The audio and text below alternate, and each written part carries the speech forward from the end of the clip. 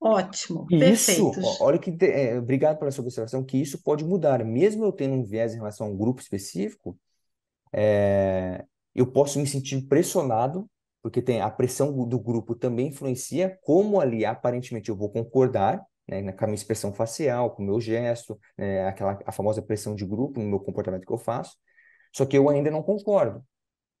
Um caso que acontece muito no mundo corporativo é, talvez, pela pressão de bater uma meta, isso acontece muito em bancos, por exemplo, a pessoa se sentir obrigada, forçada, ai, meu Deus, eu preciso vender mais 3 metas esse mês, se eu não vender, meu chefe, meu gerente falou que eu estou fora. O que que eu vou fazer? Eu vou começar talvez aí vai mudar a persuasão do vendedor, da vendedora, a usar informações falsas só para que eu mostre uma certa vantagem que eu sei que meu produto ou serviço não tem, para empurrar para o cliente.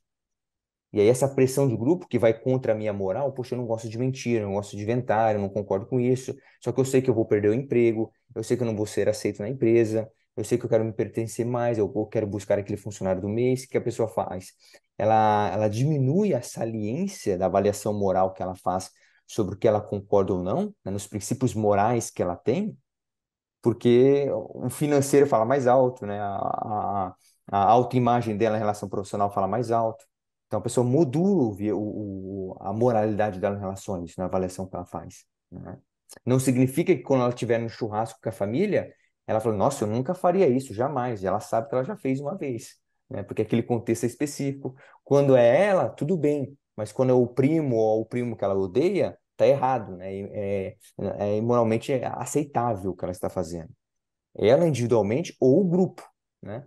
Vai ter uma aula que nós falaremos sobre essa questão da moralidade, porque eu gosto muito de falar sobre isso, mas isso é muito visível nas redes sociais quando um famoso, uma pessoa, um influencer faz alguma coisa errada e os seguidores dessa pessoa, o que que ela faz? Ela vai buscar no passado dela, desse influenciador, desse famoso, desse político, coisas boas que essa pessoa fez para dar crédito, entre aspas, moral para aceitar aquilo de errado que ela fez hoje.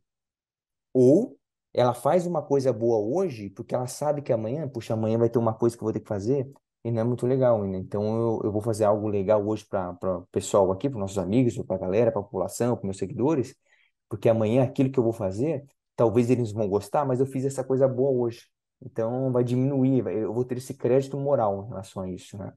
Mas eu vou compartilhar mais isso nas próximas aulas. Show? Bom, Nesse obrigada, sentido, professor. que isso, eu que agradeço. É É isso, legal quando tem o ótimo. debate assim que fica mais claro, né? Ou a tentativa de Obrigada. trazer a clareza é melhor, né? Ó, nesse sentido, entendemos que os vieses são estruturados em basicamente estereótipos, ao contrário do conhecimento real sobre aquela circunstância, indivíduo ou grupo, que vai ser basicamente essa soma de repetição de um comportamento ou pensamento que foi aí que teve a sua origem na heurística em relação àquele pensamento em si, né? Ou aquele fenômeno, aquele contexto, aquela memória, enfim.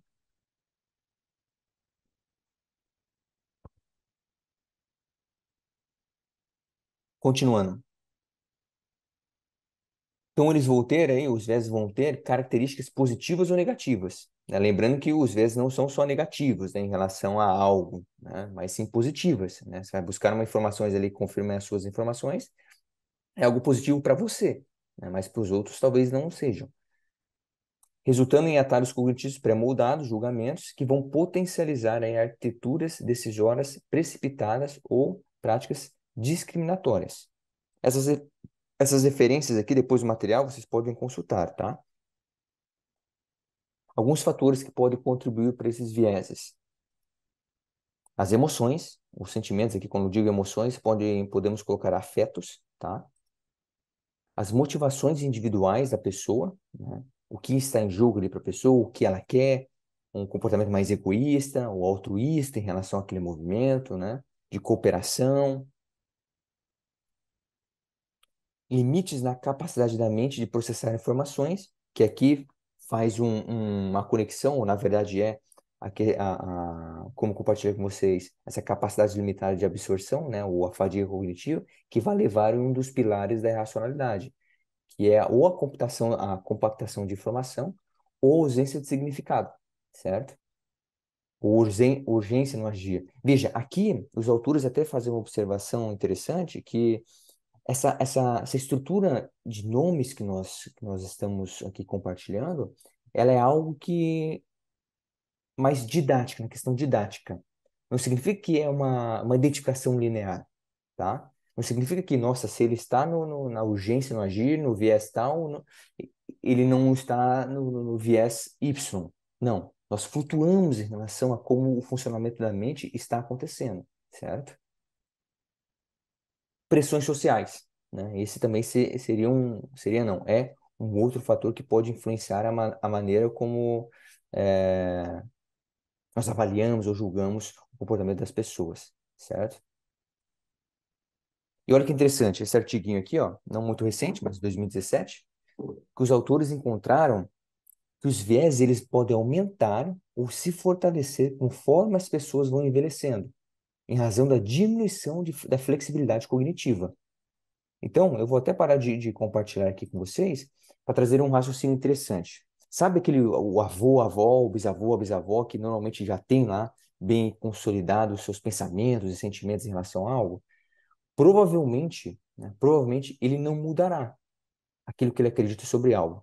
Principalmente se ele tiver fortes raízes religiosas em relação a algo, político em relação a algo. E aí, o que que nós fazemos? O que que nós fazemos? Nós tendemos a diminuir a avaliação e o julgamento que nós fazemos dessas pessoas por acreditar, não, foi uma época diferente, uma época distinta em relação ao que estamos vivendo, a sociedade hoje está mudando, ele não vai aceitar ou ela não vai aceitar. Então, nós suavizamos a análise moral que nós fazemos sobre essas pessoas, avaliações que nós temos. Agora, se meu primo ou minha tia mais nova do que eu tem um posicionamento totalmente aí mais conservador sobre algo, ou mais rigorosa sobre algo, você já eleva um pouquinho o nível avaliativo que você faz no debate que você tem com ele ou com ela. Por quê? Opa, peraí, primo, prima, o vô, a avó a pensar isso, tudo bem, porque na idade ou na época deles era uma coisa, agora na nossa as coisas estão mudando.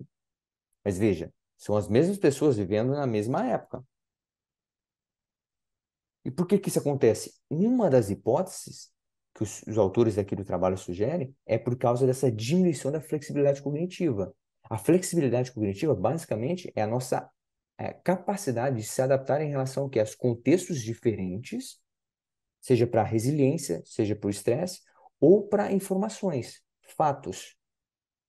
Porque quando você acredita piamente em algo e alguém, talvez o seu amigo, ou entre aspas aqui, uma pessoa que você não gosta, um inimigo em relação a algo, apresenta uma informação que é verdadeira e descomprova aquilo que você acreditava, você tem que ter o quê? Primeiro, a humildade de escutar ou ler aquela informação e ter essa flexibilidade em aceitar aquilo. Porque a sua imagem pode estar em jogo, a maneira como os colegas de vocês que trabalham com vocês vão avaliar vocês, também essa imagem está em jogo, a sua reputação em relação ao seu histórico profissional, daquilo que você sempre defendeu. Então, são inúmeros cenários que vocês vão saber melhores do que eu. Como? Talvez vocês já vivenciaram isso, mas vocês não falaram aqui. Porque talvez, poxa, não, eu já errei em relação a isso. Porque ninguém gosta de ser julgado em relação a um aspecto negativamente, onde erramos, né? É muito mais gostoso receber um elogio em relação a algo do que de fato identificar um erro que nós cometemos no passado ou estamos cometendo. Mas o que? O ego está ali. Puxa, eu sei que o meu vai estar na reta, então eu vou tentar tirar, certo? Beleza, gente? Provavelmente isso não acontece só em questão de aceitar novas ideias, mas aprender uma língua nova. Se você é mais velho, mais velha, está tentando estudar um segundo idioma, um terceiro idioma, talvez um terceiro idioma será muito mais ou menos desconfortável porque você já aprendeu um segundo idioma, isso facilita muito o processo de aprendizagem.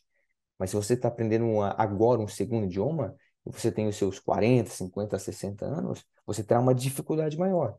Isso não significa que você não aprenderá, você aprenderá, mas com o tempo, um investimento de tempo maior, né? Quando você começou na faculdade, lendo os seus primeiros processos, foi uma época totalmente diferente do que hoje você pegando um processo. Por quê? Você já está ali o quê? Categorizado, né? As heurísticas já existem ali para você, você já sabe os seus atalhos.